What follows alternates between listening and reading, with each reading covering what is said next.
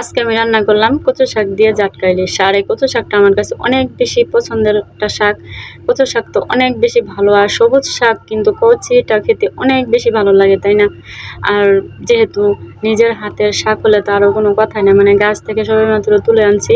আর এই কচু শাকটি মানে সবেমাত্র জ্বালাইছে, একদম কচি, তো ভাবলাম যে শাকটা রান্না করি আর মাছ দিয়ে রান্না করব। তো ভাবলাম যে এই জন্য তুলে নিছি। আর শাকগুলো খুবই সুন্দর, দেখেন একদম কচি, অনেক সুন্দর, তাই না? শাকগুলো দেখে লোভ লাগতেছে না? সবাই লোভ লাগতেছে, আমি কিন্তু জানি। তো শাকগুলো আমি সুন্দর করে এগুলো আমি কেটে নিব। আর কাটার জন্য আমি সুন্দর করে গুঁড়াগুলো এইভাবে ফেলে দিব আর কি, যেহেতু গুঁড়াগুলো কালো হয়ে গেছে। যাই হোক, বৃষ্টির দিন কিন্তু শাক একটু পানি উঠবে, আর শাকগুলো অনেক সুন্দর করে ভাপ দিয়ে নিতে হবে। অনেক সুন্দর বলতে ভাপ দিলে হবে আর কি, যার কারণে পানি উঠবে, অনেক বৃষ্টি তো এই জন্য। তারপরেও গলায় ধরে না কখনো শাক, কচু শাক গলায় ধরে না এখন। আগে ধরতো, ছোটোবেলায় দেখতাম, কিন্তু এখন আর গলায় ধরে না। আর সুন্দর করে আমি শাকগুলো কেটে নিয়েছি, আর কাটা আমার শেষ। এখন আমি শাকগুলো সুন্দর করে ধুয়ে নিব। আর দেখেন কতগুলো হয়েছে, আমি কিন্তু আরও নিচ্ছি সাথে, একদম একটু হবে তাই। তো সুন্দর করে ধুয়ে আমি এগুলো শাকগুলো ভাপ দিয়ে নিতেছি। আর ভাপ দিলে শাকগুলো একদম একটু মিশে হয়ে যাবে, তাই না?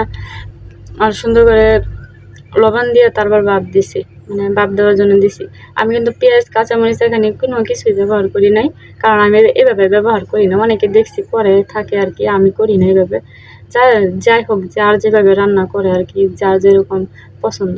তো এখানে আমার শাকগুলো ভাপ দেওয়া শেষ, এখন আমি মাছগুলো দিয়ে দিব। আর আমি জাটকা মাছ ব্যবহার করবো, আমার জাটকা মাছের ঘ্রাণটা অনেক বেশি ভালো লাগে।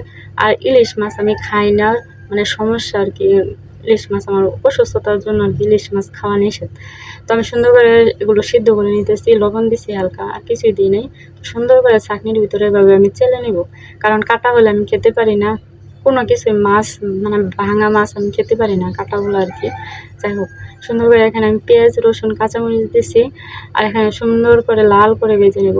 আর অনেকেই মানে মরিচের গুঁড়া ব্যবহার করেন, আমি কিন্তু শাকে কখনোই মরিচের গুঁড়া ব্যবহার করি না। শাক ডাল ভাজি, তারপর হচ্ছে মানে তো ডিমের তরকারি যেটা, ওটার ভিতরে মরিচের গুঁড়ো আমি একটু কমই ব্যবহার করি, কিন্তু ইউজ করি না কখনোই। মানে ডাল এসব আমি ভাজি শাক এসব আমি মরিচের গুঁড়ো কখনোই ব্যবহার করি না, যে যেরকম রান্না করে আর কি। তো আমি শাকগুলো সুন্দর করে মশলাগুলো আগে তেলের মধ্যে দিয়ে তারপর শাকগুলো দিছি, যাতে কালারটা সুন্দর হয়। তারপর আমি এই মাছগুলো দিয়ে দিছি, দিয়ে দেওয়ার পর সুন্দর করে এখানে আমি নাড়াচাড়া করে মিশিয়ে দিলাম। এরপর আবার কিছুক্ষণ আমি জাল দিব, যতক্ষণ না এই পানিটা মিশে আসছে আর কি, ততক্ষণ কিন্তু এটা রান্না করতে হবে। কারণ পানিটা থাকলে যেহেতু গলায় ধরবে, আর পানিটা শুকিয়ে যাওয়ার আগ পর্যন্ত আমাকে রান্না করতে হবে। মাছ দিয়ে কিন্তু অনেকে অনেক মাছ দিয়ে রান্না করে, কিন্তু আমি রান্না করলাম আজকে জাটকা মাছ দিয়ে।